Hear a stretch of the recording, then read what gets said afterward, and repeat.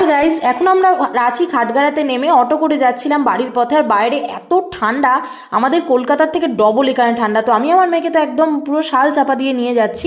আর বাইরের অবস্থা দেখো, খুব হাওয়া দিচ্ছে, এত ঠান্ডা। আমি ওয়েদার চেক করে দেখলাম পুরো 12 ডিগ্রি। তো যাই হোক, এইভাবে আমরা অটোতে করে বাড়ি পৌঁছাচ্ছি খুব ঠান্ডার মধ্যে দিয়ে। বাড়িতে আমরা এসে গেছি, দেখো এই বাড়িটাতেই, যেটাতে কৌশিক আজ 2 মাস ধরে রয়েছে। বাড়িটা খুব সুন্দর। আর আমার মেয়েকে দেখো আমি কিভাবে নিয়ে এসেছি বাস থেকে নেমে। সো ফাইনালি এসে গেছি রাঁচি। আর এই হলো রাঁচির রুমটা, যেখানে আমরা এসেছি, যে ঘরটাতে। এটাতে কৌশিক রয়েছে 2 মাস ধরে। পুরো রুমটা তোমাদেরকে দেখাবো ঘুরে।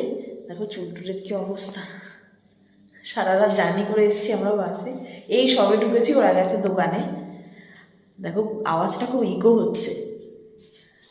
এই যে এই একটা রুম আছে, আর এইখানে একটা রুম আছে, এদিকে আছে বাথরুম, এদিকে কিচেন আছে, আর এইখানে আছে আরও একটা রুম। এই যে